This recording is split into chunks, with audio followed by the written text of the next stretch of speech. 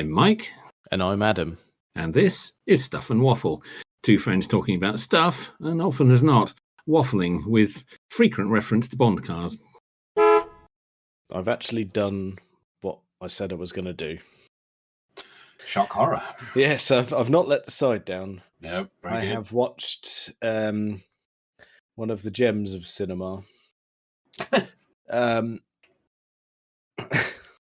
Sorry, I shouldn't have given away my conclusion there, should I? Yeah, it's almost like giving it a star rating there, wasn't it? Yeah, so no, but that's it. We're both up to speed now, aren't we? On our pact of saying, right, we're going to watch Never Say Never Again and find at least one redeeming quality.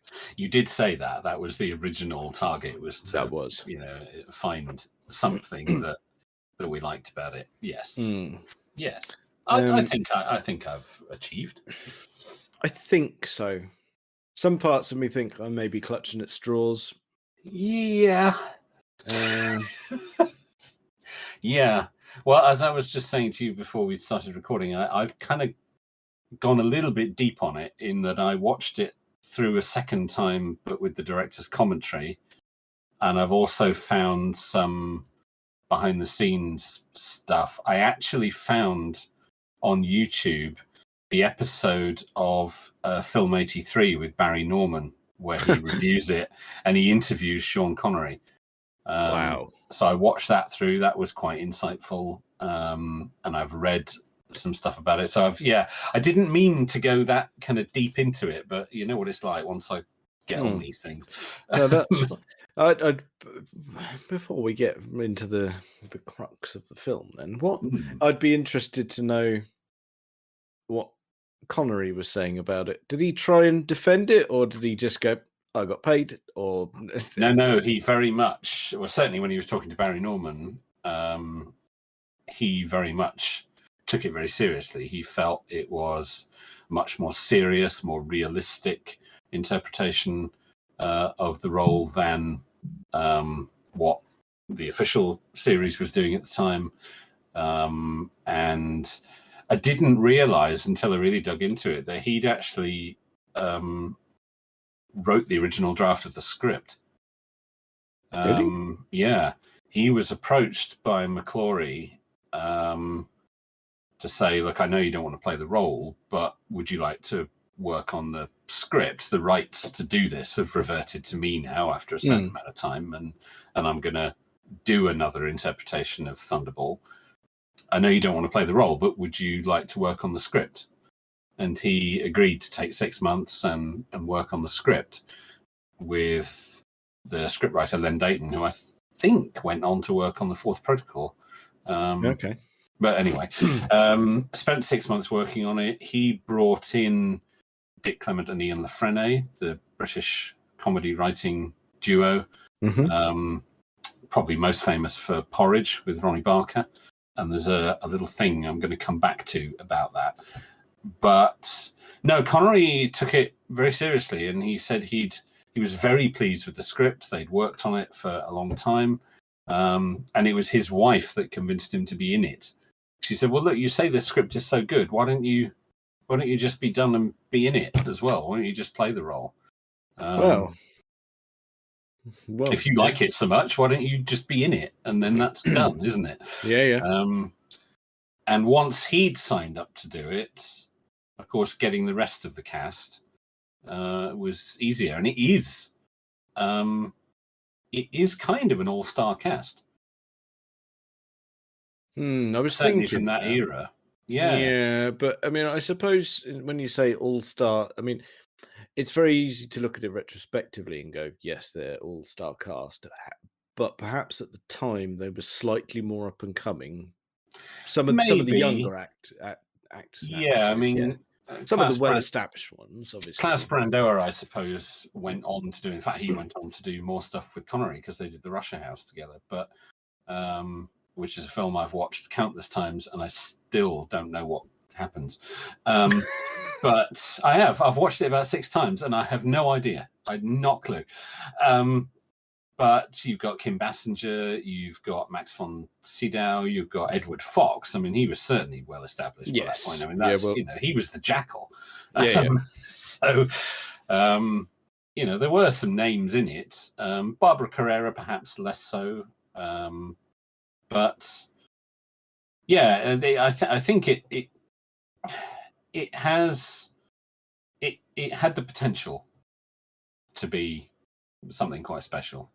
Let's put it like that. And I think Connery certainly didn't try to back away from it in his interview with Barry Norman. He was, he was really pushing it and say, no, it's just really good. This is a proper, serious, we found the reality in it. And with, the original intent, where they were very much for Fleming's interpretation of the character and, distinctly different from what Cubby and Roger are doing.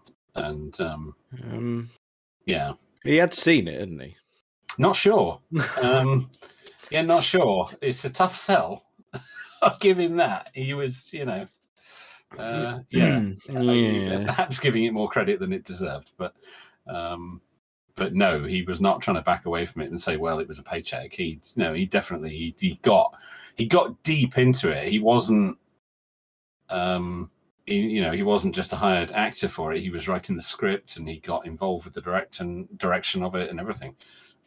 He was very deep into it. He was more involved in it than he'd been in any of the official Bond films. Okay, that's quite an interesting starting point there. Then, really, it is. Yeah, because I mean. The fact that he's saying this is a more realistic version. Yeah, I struggle with that.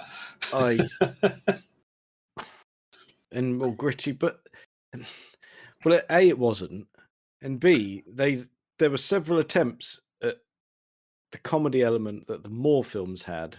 Yes. Throughout it, and I think that was Dick Clement and Ian LaFrenne. I think that's what they were brought in to give it the humorous element. So it was a deliberate effort to do that. But we ended up disjointed, shall we say? It was interesting. I thought when I was watching it through, I was thinking actually a lot of the criticisms that you could level against this are the same criticisms we leveled against No Time to Die. In terms of inconsistently paced and a slightly disjointed story, and scenes that one scene to the next sort of felt like it had a very different style. And we at the time thought that was probably because of so many different writers working on the script. And I think I think this suffers from the same problem. You could be right there, actually. Yeah, I think it has a lot of the same issues as No Time to Die. It's by no means a film of the technical quality and depth of No Time to Die, but it does have some of the same problems, I think. It does, and when you say technical, yes, we know it was made in a different era where the technology wasn't perhaps where we're at now. However, some of the stuff on there is diabolical. It is, and I watched Never Say Never Again, and then the following night I watched Octopussy, because that was obviously the film it was released against. It was intended to be released against. It actually Never Say Never Again was delayed by several months, so Octopussy had already been in cinemas for a while. When Never Say Never came out. But you look at Octopussy, and that's a film of clearly much higher quality. Yes. In every way. Yes, because there are some dodgy bits. And I think I was sort of noting them down as I was going through. And then when I got to one of them, I went, well, that wins against all of them, so there's no point in mentioning the others. It surpassed all the others. Yeah. And I'd be curious to know whether you think the same thing, but it's the towards the end, upon the escape from Palmyra, up on the with the horse jumping off the side of the building. I was, yeah. Yeah. Awful. That, yeah, just atrocious. That scene of the horse jumping over the wall and then down into the sea. That scene actually was cut when it was always shown on television because of trouble with animal rights issues. Right, okay. So when it was shown on television, that scene isn't there. They're just sort of in the water all of a sudden. But by that point, the film is so disjointed that one more kind of bad jump cut that doesn't make sense really doesn't make a lot of difference. It would have been nice if they'd have left the horse swimming around Yeah. And go, well, what's that doing there? Don't worry about that. Don't worry about that. Yeah. There were some steps, you didn't see them. They're just off to the side there. I mean, I don't want to get to the ending just yet, but no, I thought that is a particularly bad, awful. Yes. I just thought I'd throw that in because that doesn't really give anything away. No, it doesn't. I don't want to dig too deep into the reasons that this film exists in the first place because we've kind of talked about that before. Yeah, that's why we ended up watching it, really. Yeah, indeed. But I think, again, part of its problem generally comes out of the reasons why the film was made, and it wasn't made for the right reasons. It was almost made for spite. Because Connery and McClory felt they were owed something, or they wanted to try and get back at Cubby or the Ian Fleming's estate or whatever. They just felt, it's hardly a positive attitude in which to enter into a project. No, it was spurred on by bitterness, wasn't it? Yeah, bitterness and money. I mean, Connery was always well known that he was incredibly money driven, and you sort of knew where it came from because he came from a very poor childhood. But once he earned some money, he wanted to hang on to it, which is fair enough. But the reason he stopped doing the official series in the first place was largely due to money. He felt he was never paid enough, and maybe he wasn't, but it's hardly. As I say, it's hardly a good attitude to go into developing a new project. We're going to do it for spite. Well, that's not very healthy, is it? Really, boys? No, not at all. No, you're right about that. And I think that shows. I think that shows in the quality of the finished product. I think you're right. Because, well, it's not polished, is it? No, it doesn't have the same production value. It certainly didn't have the same budget. It didn't have the same budget, and that shows. I mean, one thing I scribbled down, and it's probably a bit harsh, but I'll say it anyway. Yeah, it's like someone tried to explain what a Bond film is down a phone line with a really bad connection. Yeah. And someone at the other end was scribbling down the bits that they got and went, yeah, we'll do this. We got it. I think, yes, I agree. I don't think it's too cruel to say it's a cheap ripoff, really. There are some little bits, attention to detail, which actually are quite good, quite impressed that they're there. But they're few and far between. And maybe that goes to answering your original question of does it have any redeeming features? Well, yeah, I think it does, but they're quite small. Okay. While we're on that, I agree with you on that because I spotted some having very, very recently on holiday listened to the audiobook. Very good. Yes, that's something I haven't done. Yeah. That was pure coincidence. So that was just while I was sunning myself. Yeah. What's nice is, I mean, it's not, they don't do it a lot, but some of the original dialogue from the book is in the film. Well, see, again, that was partly because of the situation they found themselves in. Yeah. McClory only had the legal right to make a very specific story. That's it. Yeah. He couldn't deviate far from the original material. It's not really a remake of Thunderball. It's a reinterpretation of the original material. That's it. Yeah. Book, screenplay, script, whatever he thought he had the rights to. And the situation is so legally complicated. It's difficult to work out exactly what he did have rights to do, but it was very specific. So I think they had to go back to Fleming because they had no choice. They couldn't do anything too original, because as soon as they start straying into, away from the original material, they're going to have legal problems. So they couldn't. And I think that's probably why. But it is nevertheless probably a good thing. It's something we often praise on Her Majesty's Secret Service for, in that it's so tight to the book. Yes, that even the dialogue is the same, and that's nice. But I don't think it was necessarily done because that was a good thing to do. I actually think they had no choice. Maybe that's unfair. No, I know what you mean, but no, I don't think that's unfair, actually. I think it was. I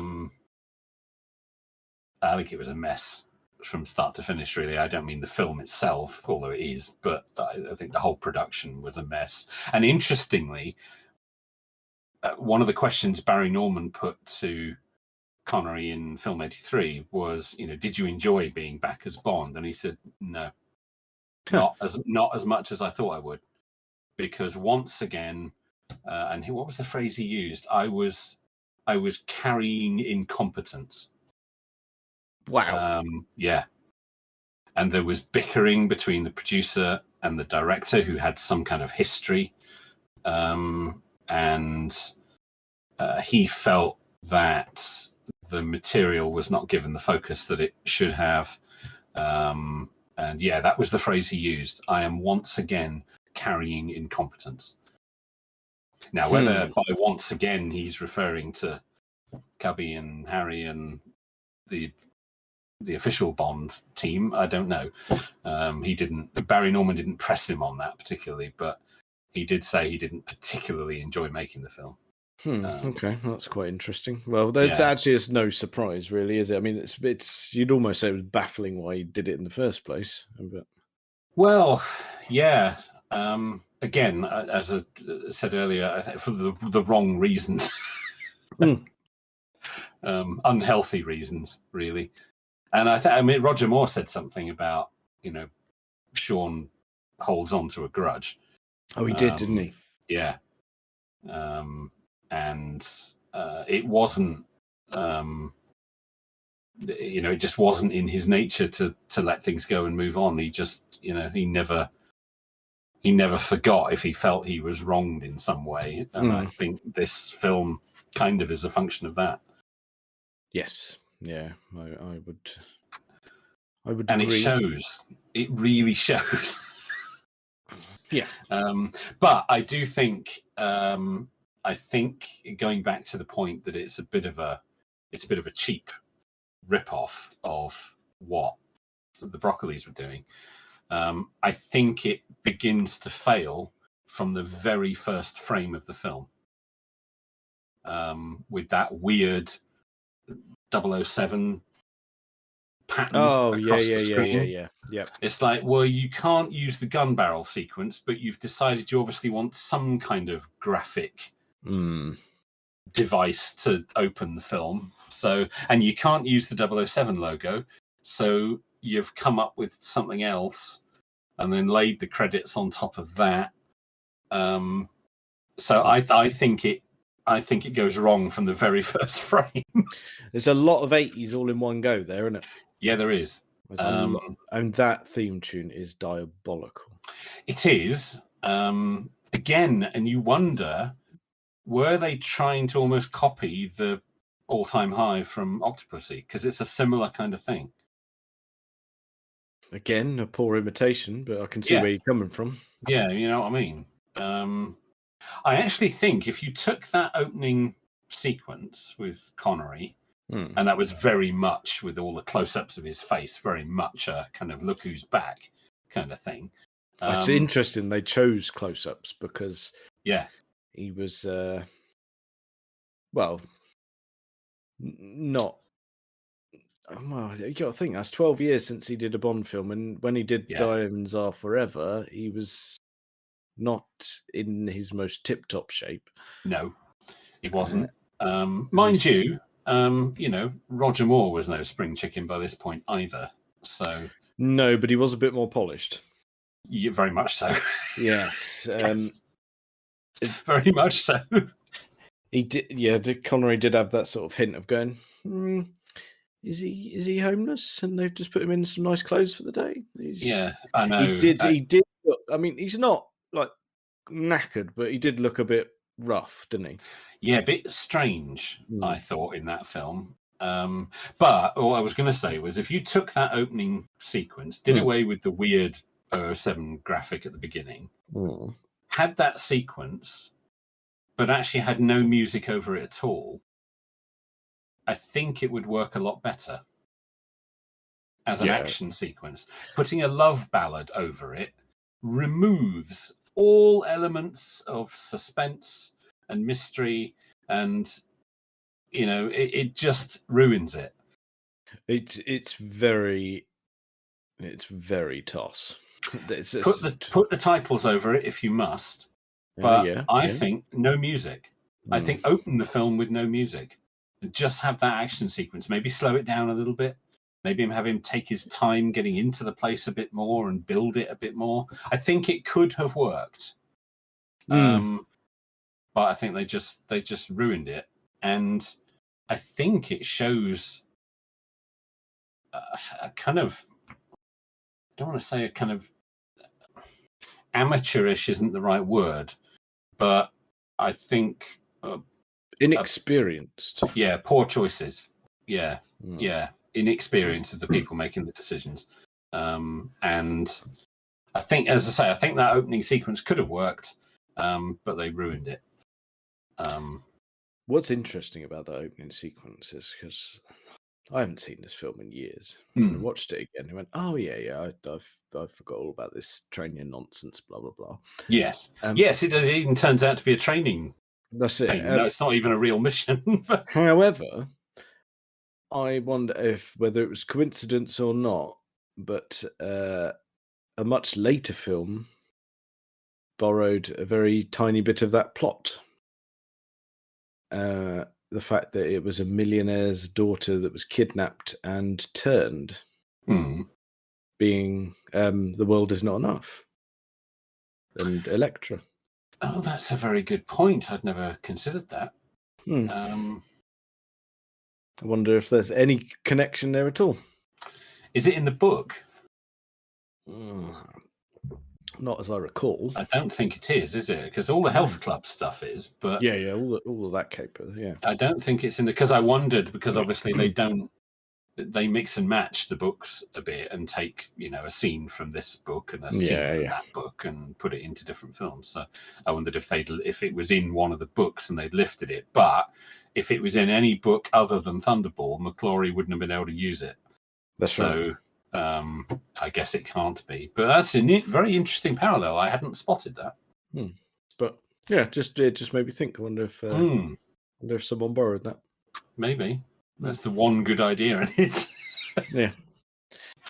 But yeah, as I say, I think that sequence could have worked, but they ruined it, and then it turns out that it's just a training exercise anyway. Yes. Nonsense. And what on earth is Edward Fox doing with M? Has anyone overacted more?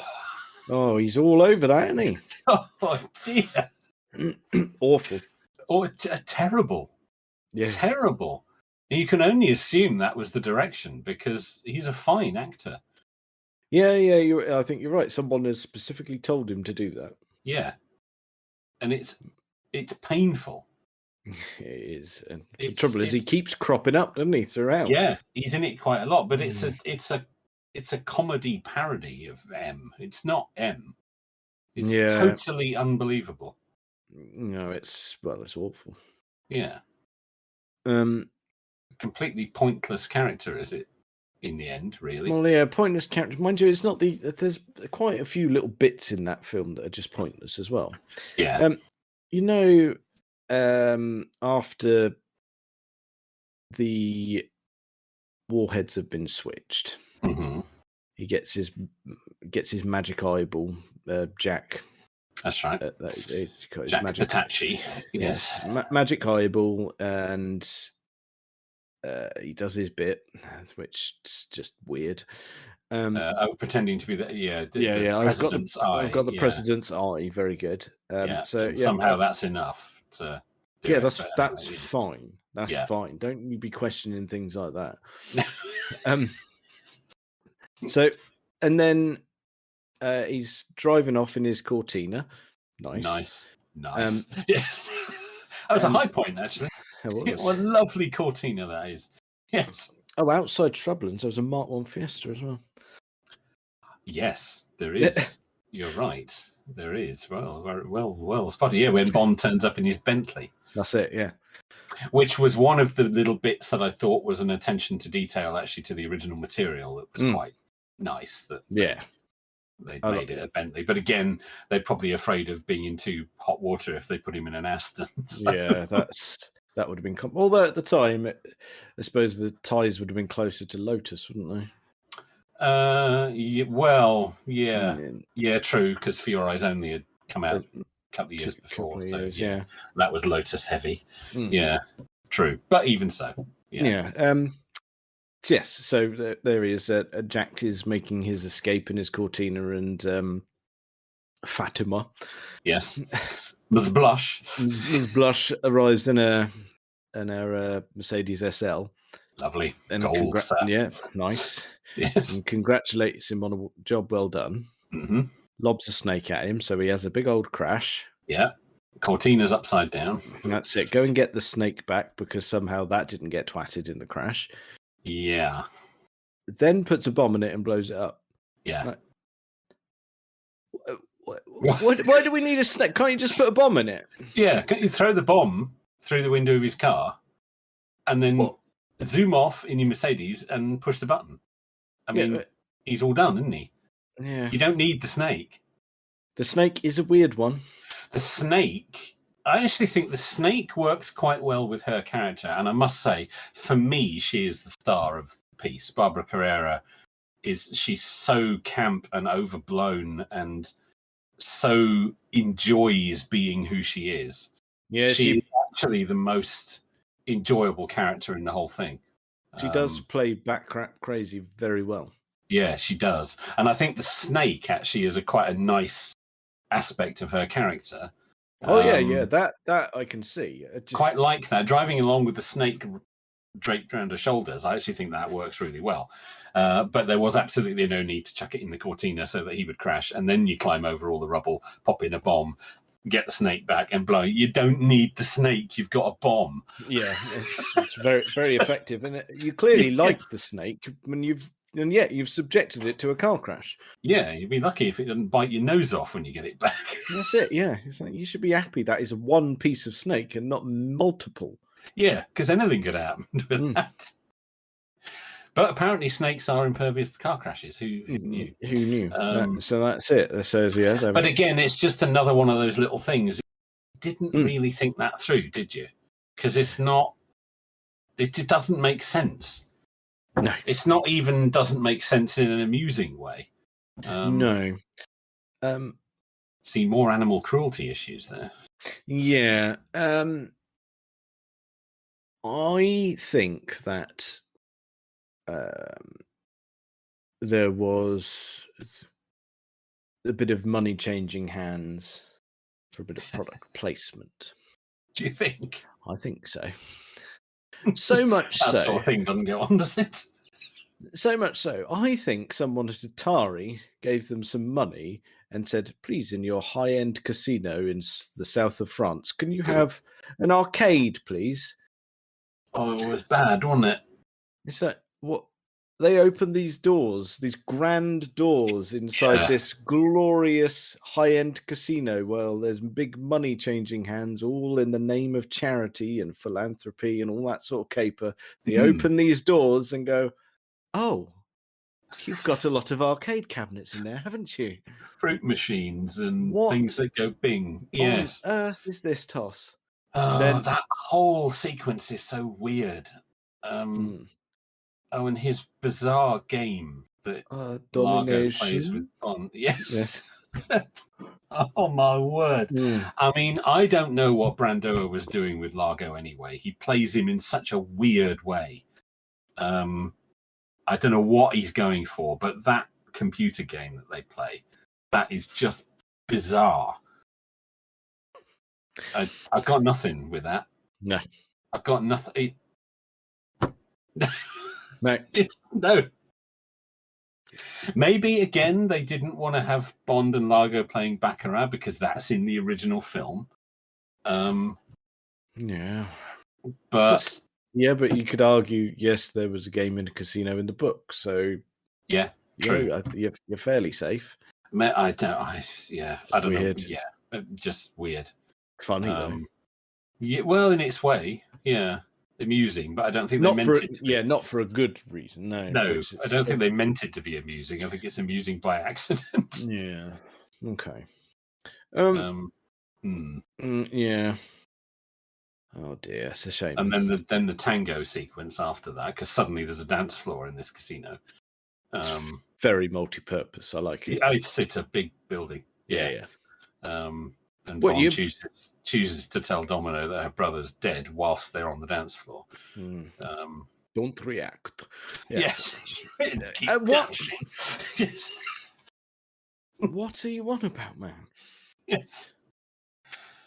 But I mean, you say that. I mean, in terms of magical interiors, you've got his yacht with a colossal dance studio in the middle of it.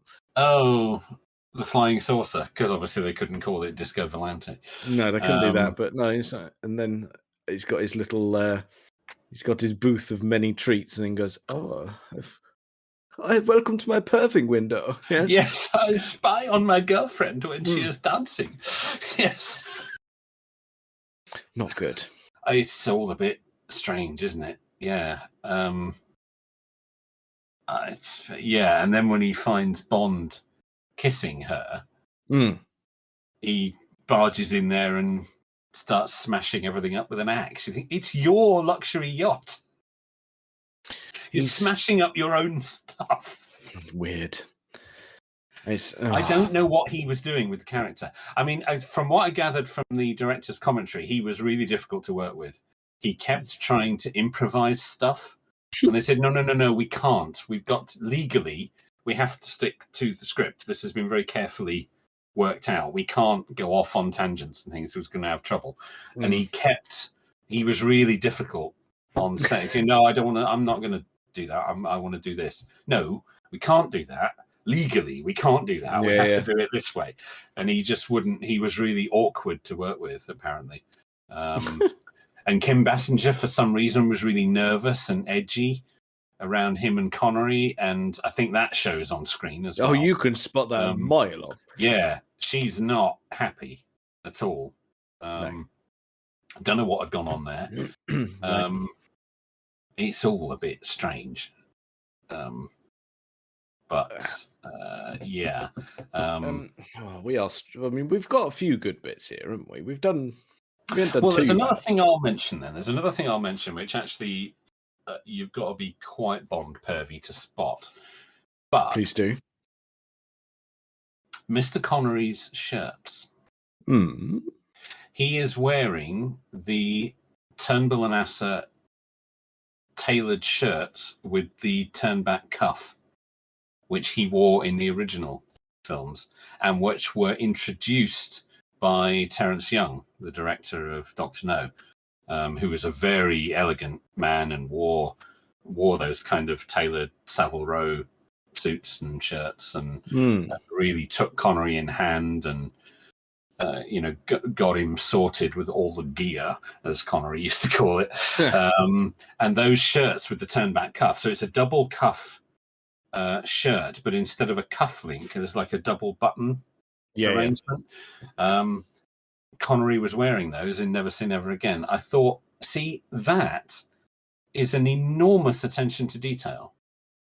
Do you reckon that's Connery's input? It might be Connery, yeah. That may be Connery, that he said, well, we should have these shirts.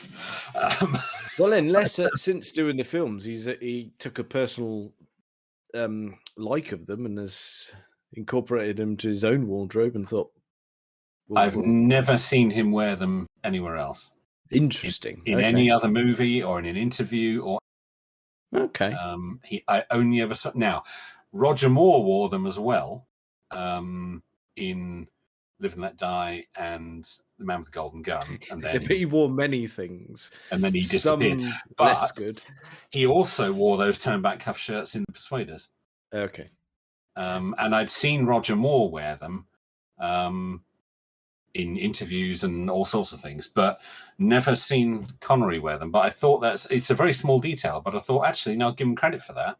That's good. That's all right. Yeah, because it was never in the book, though. That was an introduction into the films, and it was Terence Young who brought that in. He thought, well, Bond would wear, a double cuff shirt, but he wouldn't want the cuff link because that would be, it would get in the way in a fight or be difficult. So, having the buttons, so it was easier to take on and off and all that kind of stuff. Mm-hmm. But I thought that was a really nice detail that it was there. Right. I like that. So much so, and this again, I think, is where it falls down. When Bond is accidentally sucked onto the Disco Volante, which is a very strange scene. Not Disco Volante, the flying saucer. You're going to get yourself in trouble. When they're swimming around, him and Felix. Him and Felix. He is sucked into it. Yes. He is. Doesn't make any sense. Anyway, he's on board and Largo finds him and brings him up to the bridge and said, you're a bit early for lunch, but gives him some clobber, doesn't he? Gives him some clobber. The shirt is a pale blue Turnbull Asser with a turn back cuff. That means that Largo knows that Bond wears those very specific shirts available from one tailor in London, and he's been out and bought one for him. Just in case. Just in case he drops in and has no clothes. You never know when he's going to get sucked into my boat. That's a very specific scenario he is inordinately well prepared for. Oh, dear. Yes, no, you make a very valid point. What's going on there? Because he does conveniently have all of the correct size clothing, considering he is nowhere near his size. Yes. Not only the correct size, from the one place you can get those shirts from. Yes, that's well, it's clearly that's an attentive villain. Yeah, it is. I give him credit for that. Yeah.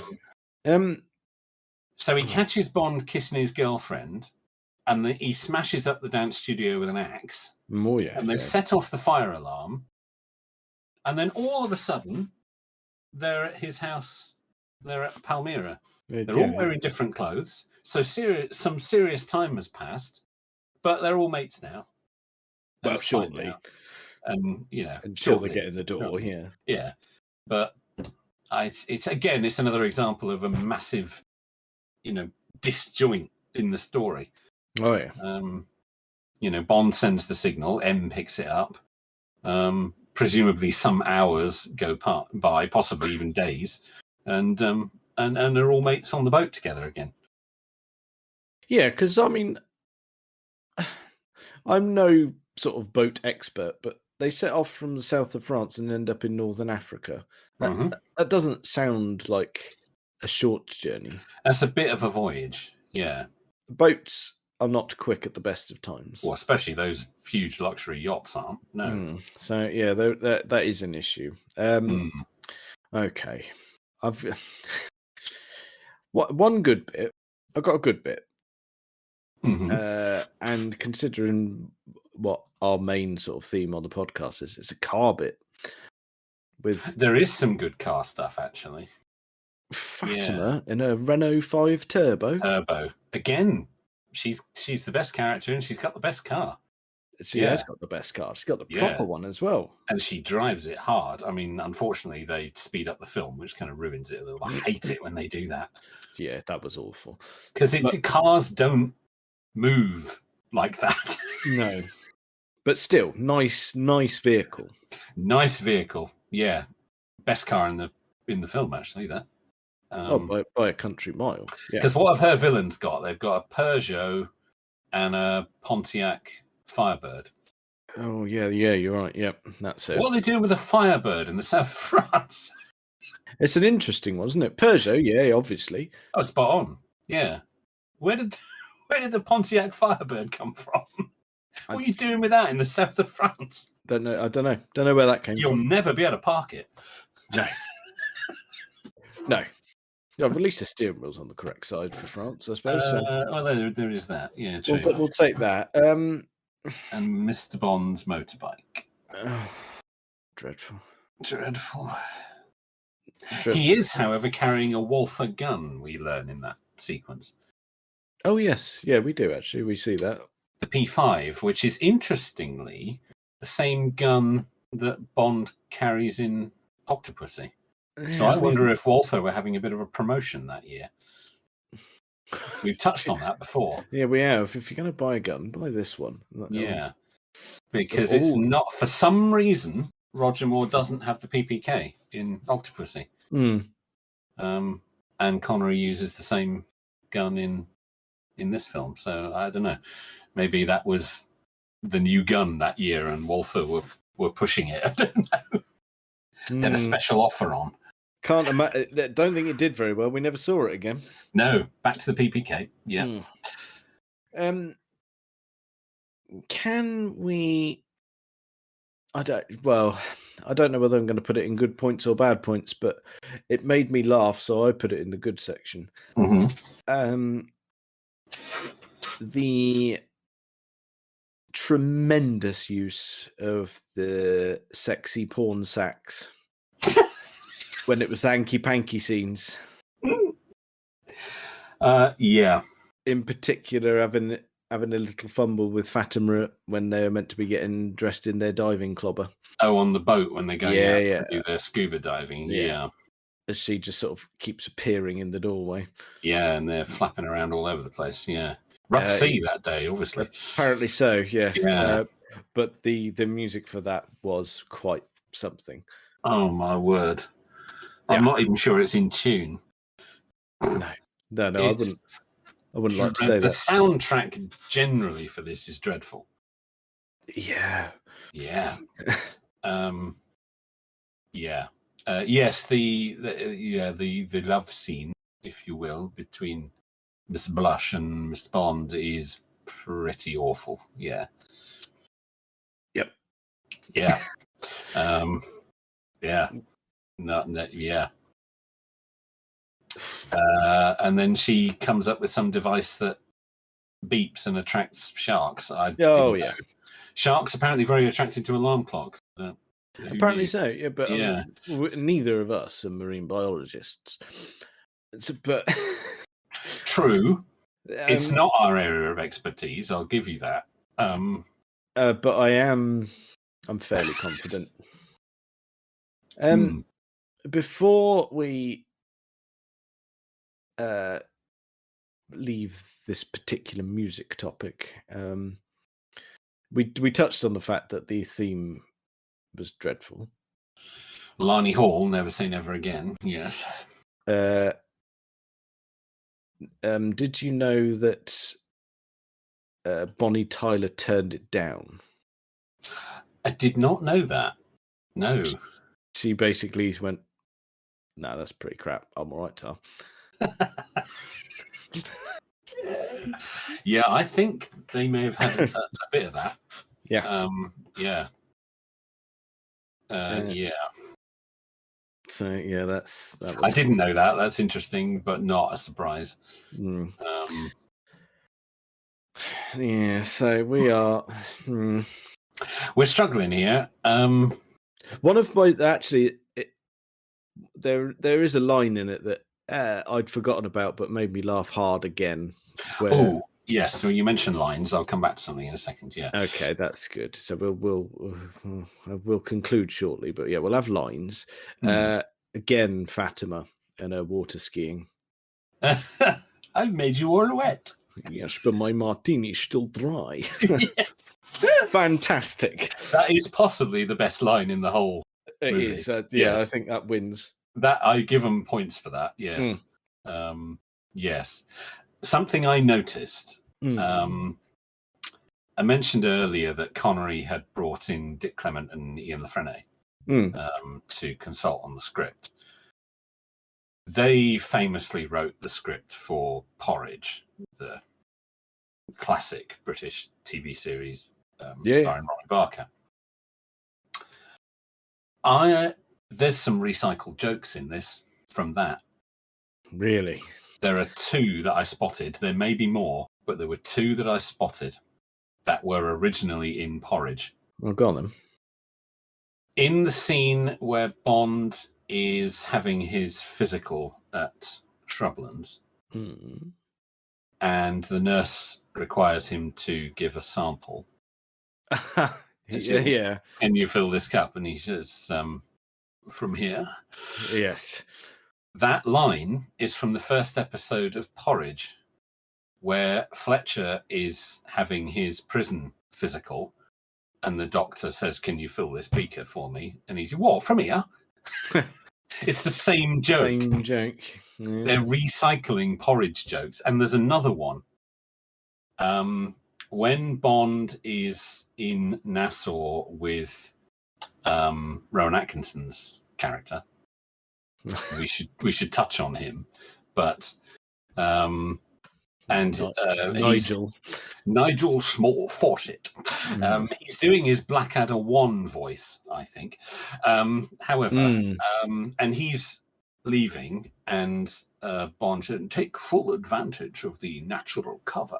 That line is from Going Straight, the spin-off series from Porridge, and it appears in the third episode, and it's said by Nicholas Lyndhurst, a very young Nicholas Lyndhurst, who is in that series. Yeah, I took full advantage of the natural cover. It's the same line.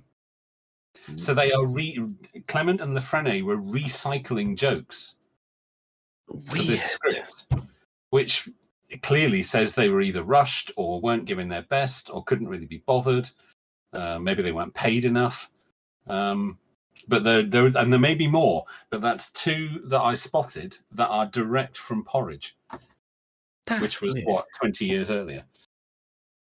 Isn't that bizarre?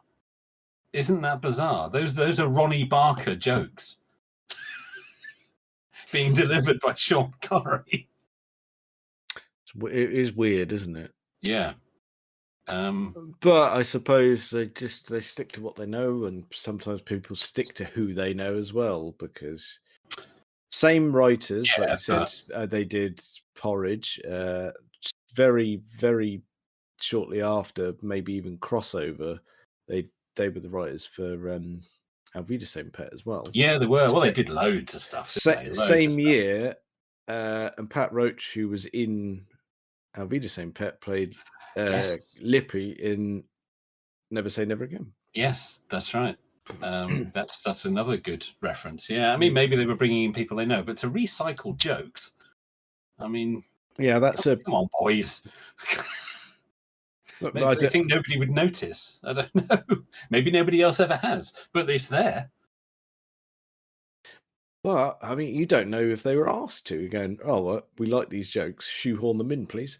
Oh, maybe. You can't rule that out. Pretty weak, isn't it? But again, I suppose it speaks to the fact that the whole thing is a bit of a cheap ripoff. Yeah. Well, it is. And I have to say, and it sounds ridiculous to say, Sean Connery isn't convincing as James Bond, but he isn't in this. No. I don't. He gives that impression of going, right, yeah, I'm here out of spite, but I don't want to do this. Yeah. And as I say, in the Barry Norman interview, he did say he didn't particularly enjoy it in the end. Yeah, it didn't look like he enjoyed it in the beginning, to be fair. No, right from the very start. No. But he'd been working on it for 6 months. We got anywhere because Oh, he wasn't originally going to be in it. He was just going to be working on the script. Hmm. And then his wife said, "Oh, you might as well just do it because you've spent 6 months on it already. You say it's really good. Yeah. Well, put your money where your mouth is and be in it." So he said, I gave it more consideration because his wife suggested it than he otherwise would have done. And he decided to do it. But I almost wonder if it would have been better if they got somebody else.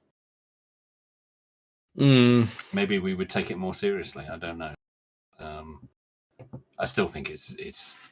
Does it suffer for having Connery? Do you think? I mean, clearly, just having Connery in it wasn't enough to make it a Bond film. I don't think it suffers because of Connery. I think it suffers because it's toss. Because it's just rubbish. Yeah, you're probably right. Well, and I suppose then to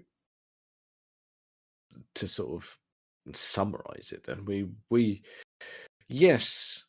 both did find good points, different points, but we've actually saved everyone a job. Yeah, I wouldn't bother. That's it. That's it. It's probably been over 10 years since I last saw it, and it will easily be another 10, at least another 10. Yeah. It's a mess. As I say, for me, Barbara Carrera is the star of it. Everybody else is just doing weird stuff.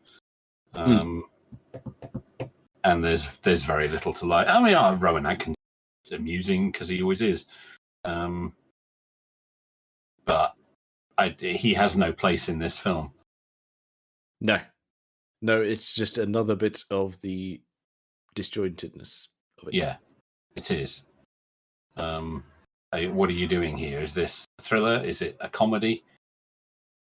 You know, it's so inconsistent. You just don't know. It doesn't know what it's trying to be. And I think it's a good thing that McClory never got another one on the ground. Yeah. Because he did try. I mean, he spent the rest of his life suing to try and get rights to do more Bond stuff.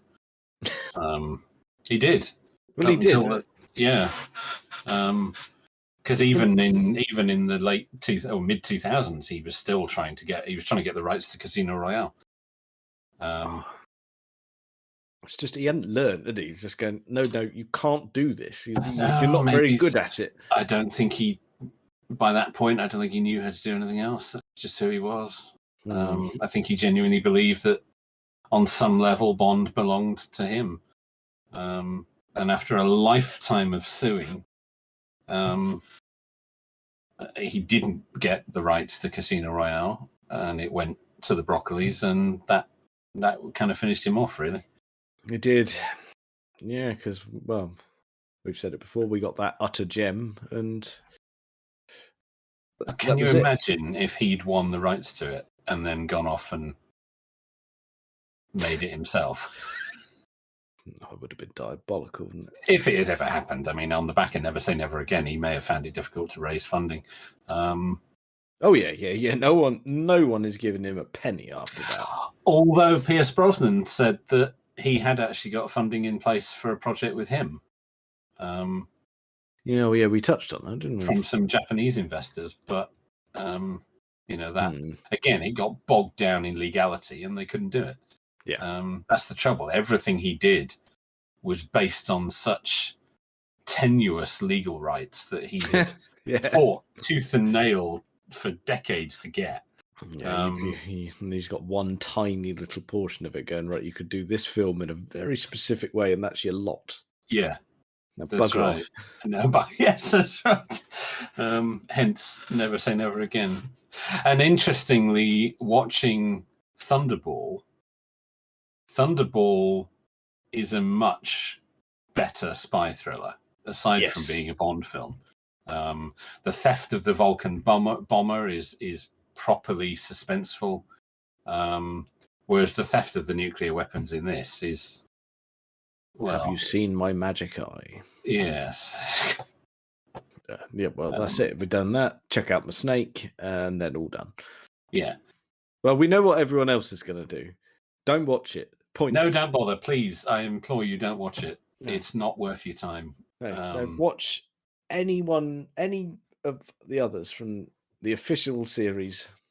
Oh, any yeah. of them. Any of them. Any of them. Yes. That's right. You'll have a better time. Don't look at the cast list and read the synopsis and think, oh, that sounds good. It's not. No, it's not. It's not. Don't waste your time. It's toss. Don't bother. Go and pick from one of the other 25. Yeah, there's plenty more to amuse you. Don't bother. Well, I think that's probably enough of that for this week. Check us out on all the various social medias and things. Thank you very much for listening.